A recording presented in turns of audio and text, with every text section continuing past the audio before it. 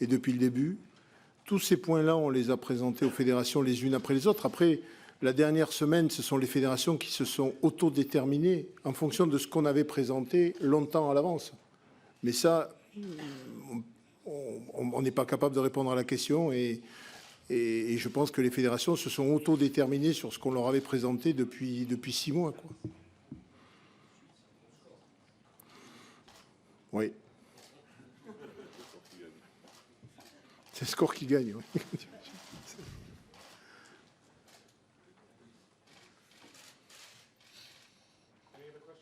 OK. Merci. Ah, pardon. Hello, my name is Mike Pierce, starving freelance rugby writer. I'm just wondering if you think today's decision will add a bit of bite to Saturday's match in Paris? Non. C'est pas les mêmes gens qui votent. Ceux qui sont sur le terrain n'ont pas voté. Mais c'est vrai que c'est un clin d'œil de l'histoire. C'est de pouvoir se rencontrer et très fier d'abord de les recevoir.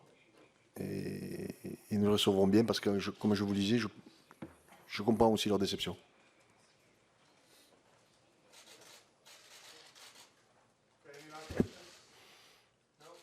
Merci. Thank you. Thank you.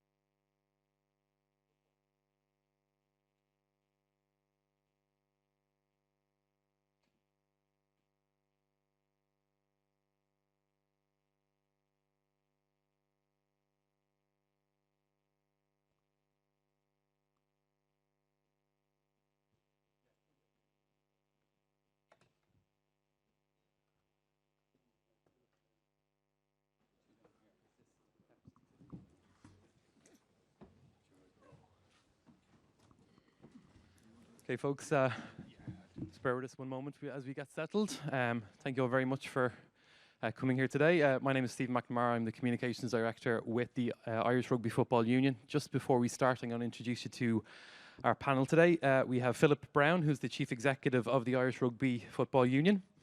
We have Dick Spring, who is the Chairman of the Ireland 2023 Oversight Board. We have Minister Shane Ross, Minister for Transport, Tourism and Sport. We have Minister Brendan Griffin, who is the Minister of State with responsibility for tourism and sport. We have Brian O'Driscoll, who is our 2023 bid ambassador. David Sterling, who is the Northern Ireland Chief Civil Servant. And we have Philip Orr, who is the President of the Irish Rugby Football Union. We are going to start off, I believe, with a few words from Philip Brown, the Chief Executive. Okay, thanks, Stephen. I'd like to thank all who participated in this process. And I'd particularly like to thank those who supported Ireland in the vote today. For almost 6 years, we focused passionately on bringing a Rugby World Cup to Ireland in 2023. In that time, we developed a world-class proposition which reflected positively on Ireland and saw us formally acknowledged as a destination well capable of hosting a superb Rugby World Cup. It's not to be. Our race is now run, and today belongs to France. They have our warmest congratulations and every best wish for a magnificent Rugby World Cup in 2023. Thanks very much, Philip. We'll now open it up to the floor. We do have about 15 minutes, I believe, for this, so we'll start off with the first question if we can. If you wouldn't just mind directing the question, just say who you're directing the question to, maybe as well, if there's a particular person you want to direct it to.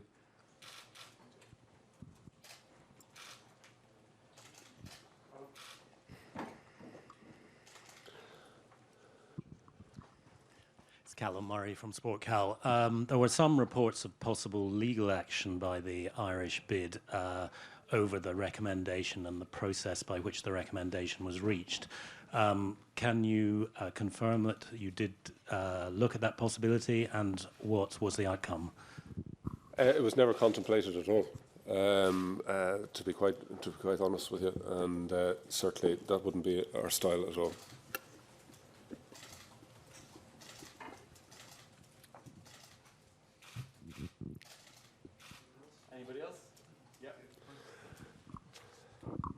Hi, Mick Cleary, Daily Telegraph. Philip, what is your assessment of the process of which you've just been a part? Do you think it's actually worth going through, given that the outcome has been as it is, both in with your own regard, but the fact primarily that South Africa were overturned on today's vote?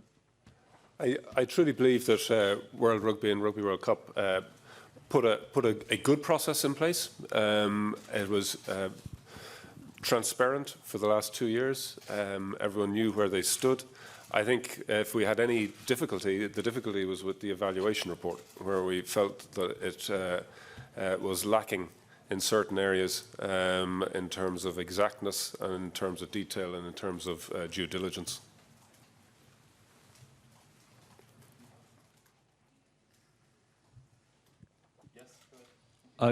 Similar question, Philip. The South African statement said that despite the transparency of the first 2 years, which you mentioned, the last 2 weeks have been entirely opaque. Would you care to comment on that, please? Not particularly. For the last 2 weeks, we've been focused on our own challenges. Yes, there's been a lot of hard work done over the last 2 weeks by a lot of people, particularly Pat Whelan and John O'Driscoll. So really, I haven't had a chance to really think too much about the last 2 weeks.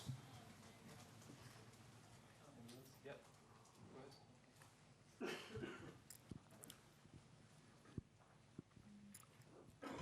have a question for Dick Spring, if that's okay. Dick Spring, as a retired politician, you'd be used to counting the votes after an election.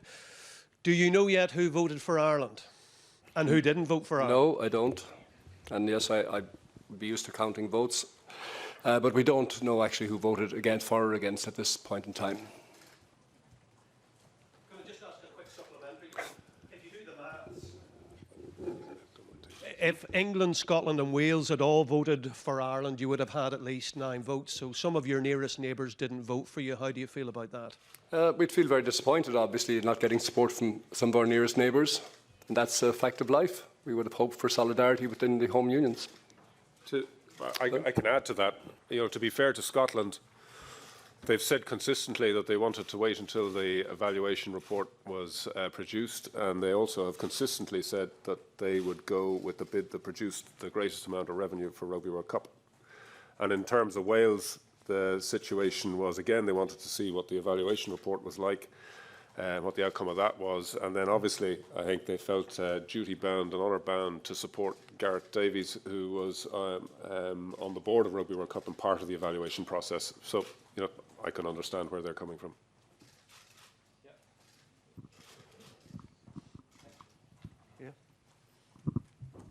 Matt McGeehan from the Press Association. Philip, how concerned are you that this kind of process is all about the money? It's all about the money that's generated for World Rugby rather than the spectacle and the occasion that can be put on? That's almost a question that needs to be addressed to Rugby World Cup as to what is their vision for the tournament. We had a vision for the tournament. I think a lot of people liked our vision for the tournament. But it obviously didn't accord with Rugby World Cup's vision. Hi, Simon Collings from Haters Press Agency. Philip, I know it's obviously quite raw now, but has this process put you off Ireland going to bid for a World Cup again? Really, it's much too soon to be thinking about that. I think what we need to do is regroup, sit down, and in the cold light of day, in a week or two or a month or two, just see exactly where we stand and maybe could we have done anything better. To be honest, I don't think we could have done anything more than we did. I think I have to congratulate our governments in the north of Ireland and in the Republic of Ireland, and indeed the government here in the UK, who gave us huge support. You know, they did everything that they could, and it's been a good experience, I think, for our administrations, both north and south, in working together on a project that has no agendas at all.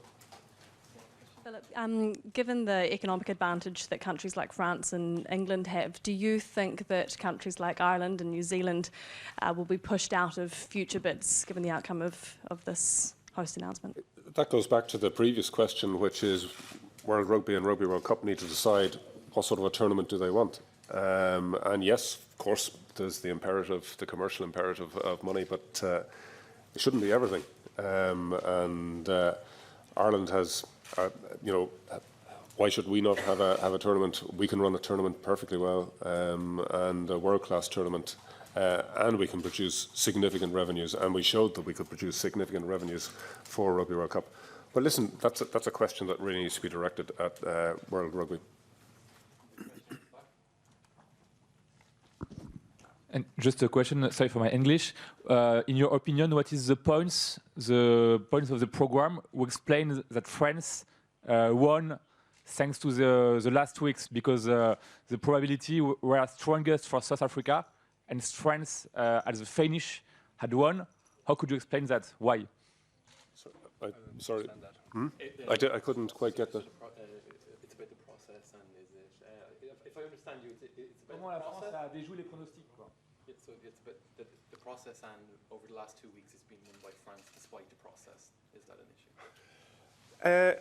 Well, I suppose if you look at the raw facts are that there was 1/3 of the votes were voted in favour of the recommendation, and I suppose that speaks for itself.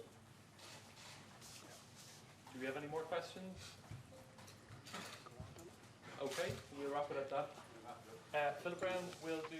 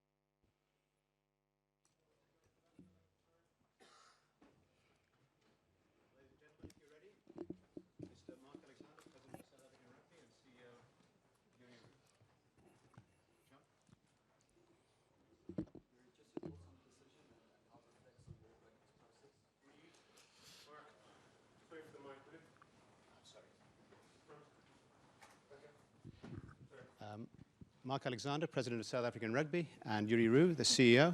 And this is John Cardinelli, who's got the first question. Yuri, just your feelings at the moment, and how does this decision reflect on World Rugby's process? Yeah, obviously gutted and disappointment all around. Probably more disappointed for the country, as there was some heightened expectation, given that we were the preferred bidder. But in the end, you know, we all agreed on a process, and part of that process was that there was going to be a blind vote at the end. And we had an opportunity to disagree with that process, which we didn't. We all voted for it. And, you know, like a rugby match, if you lose, you've got to take it on the chin and get up and just move on. It's obviously very disappointing, but that's the result. There was people that had an option and they had an opinion, and they actually exercised that option and opinion, and we've got to respect them for that.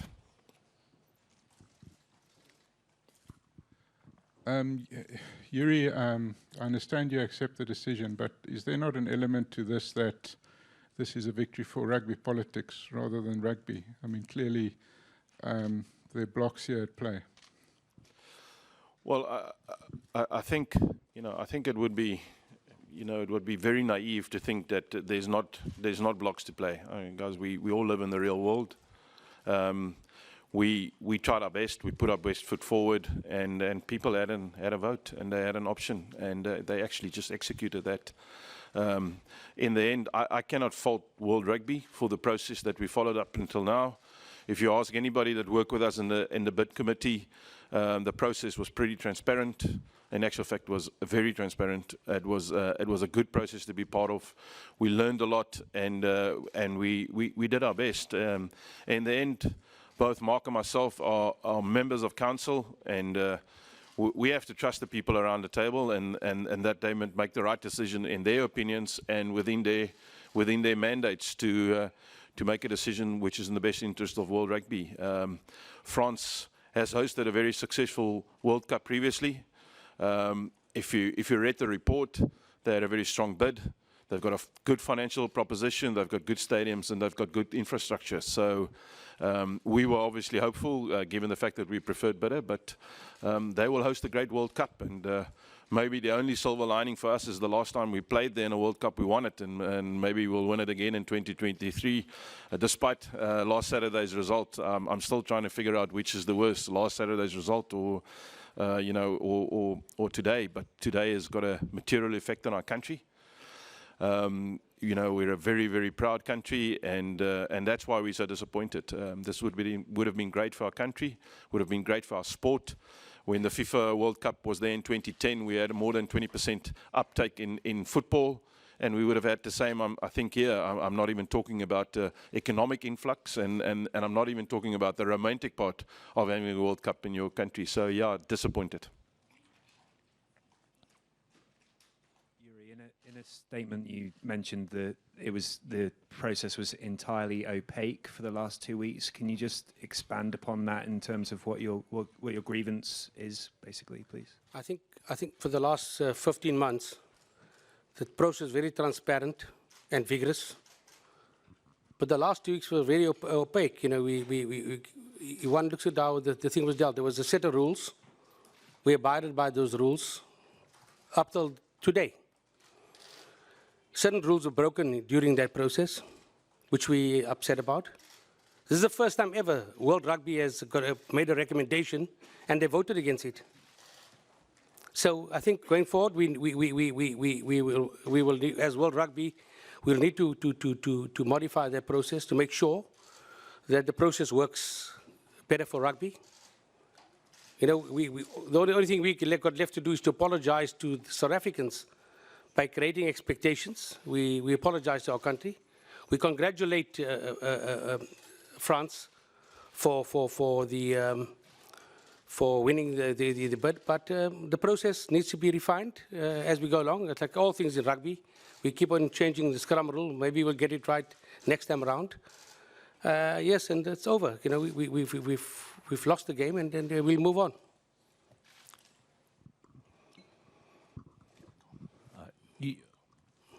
Mark, you just said the set of rules were broken. Can you be more specific, please? there was a protocol around the way we engage, a code of conduct. And I think it points that there are certain times during the last 2 weeks of the engagement, we never stuck to those rules. And we've never responded to any of the allegations made thus far. And World Rugby responded to that. And so it's done and dusted. Stephen? Mark, sorry, I'm just going to ask you for more clarifications, because you said a code of conduct, you know, in the way you engage. There was talk about lobbying and so on in the press, but what exactly do you mean? What were these rules that you felt were broken? I don't want to go into details about what the World Rugby rules are, but you can find it on the website, so you can look at the rules. One of the things is the way we communicate with each other. Now, at no point in time did South African rugby attack any of the other bidders throughout the process. And you can go and read the articles, and you can find those things on the websites and stuff. But it's disappointing that we run a race and they set the rules, and we have to stick to those rules. But we've moved on now. The bid's over, and we'll go back and fight enough for another day. Mick Cleary from The Telegraph. Mark, do you think this evaluation report process is a complete waste of time and shouldn't be done again if it's going to be overturned so quickly? I think it's a good process, firstly, because at least you got professionals looking at your technical aspects of your value proposition. I think it's a good thing. It's a process from there. I mean, we will make recommendations to World Rugby going forward, and we will work with World Rugby to refine the process. This is my questions to Yuri Ruth, Crystal Arnold from Supersport. Is there anything more that you could have done in this process, do you think? I absolutely don't think so. The reality is we put forward a good bid, which independent people agreed on. You know, so for the rest of the process, we can only trust that other people see it the same way, which they didn't, and that we got to live with that. We really worked really hard on this over an 18-month period. I think anybody that ever gets to read our document will see that it's a brilliant document. And we just put forward the facts, and in the end, people just disagreed with that and decided somebody else can do it better than we can. So no, absolutely not. I don't think we could do anything different. Yuri, do you know if basically who supported you? Did your Sanzar partners come to the party in terms of their support? Well, the reality is I mean, we're not stupid. We were able to put that bid together, so I think we can count votes as well. But you know, it's not about that. It's about council members exercising their right that they have, you know. And we're not vindictive. We agree to this process, and you can't agree to a process and then go cry foul afterwards. You stick to the process, you honor the process, and you walk away with integrity and dignity, even if you've lost. If you don't do that, you don't belong around the table, and you don't belong where we're sitting at the moment. So we won't be counting the votes. We won't be phoning anybody. We will do the honourable thing like we've already done, and say sorry to Ireland, our fellow candidates. We ran a good race. And in their own right, had the right to respond to certain things which they didn't agree with. And we had that right as well. We just chose not to do it, and that's fine. And congratulations to France. We're a proud sport, and we shouldn't let things like this take anything away from our sport. We love the sport, we love the game, and we need to fight on like real unions, and steer away from anything that sounds like crying foul or anything else. We'll take it on the chin and we'll move on. Firstly, commiserations, and also you mentioned, Mark, that this was the first time a recommendation had been voted against. Did you 100% think that you had this? Did you cash the cheque, so to speak? I think we raised the expectations back home that, you know, once the recommendation was put forward, we were at least 99% there. But that's how rugby is, you know. Sometimes you You play till the 79th minute and you lose the game. That's what we did. Is there any more questions we got to In fairness, answer? I think we were into injury time actually, but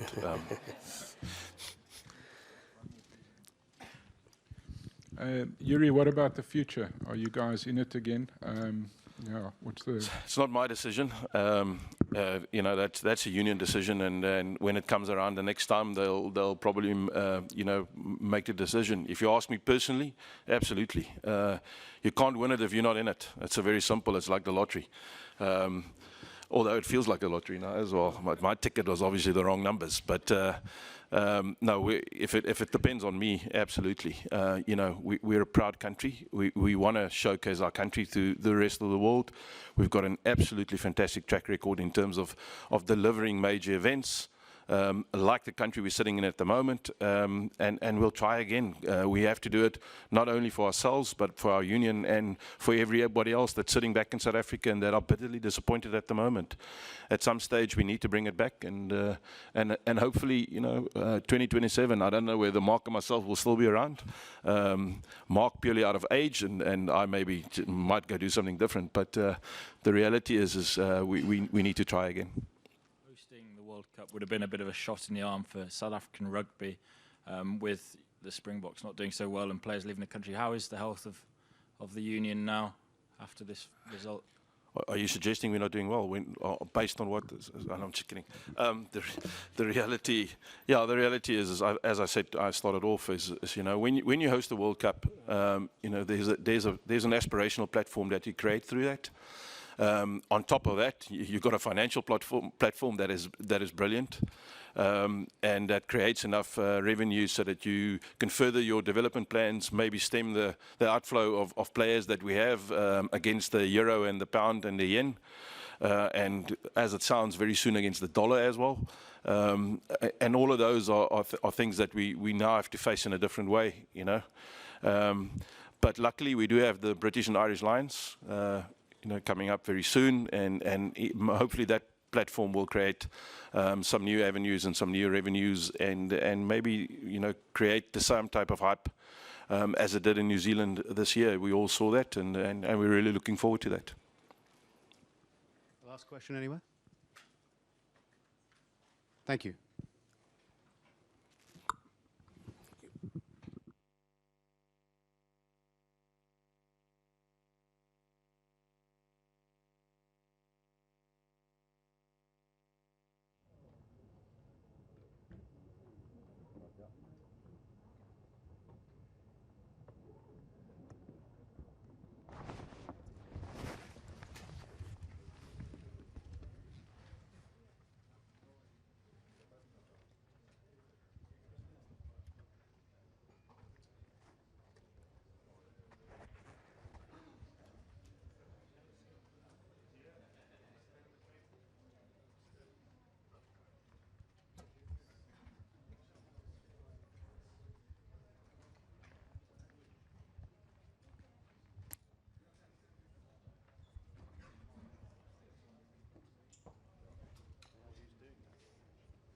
Lady in the dress here last time. Ah, okay. So I presume.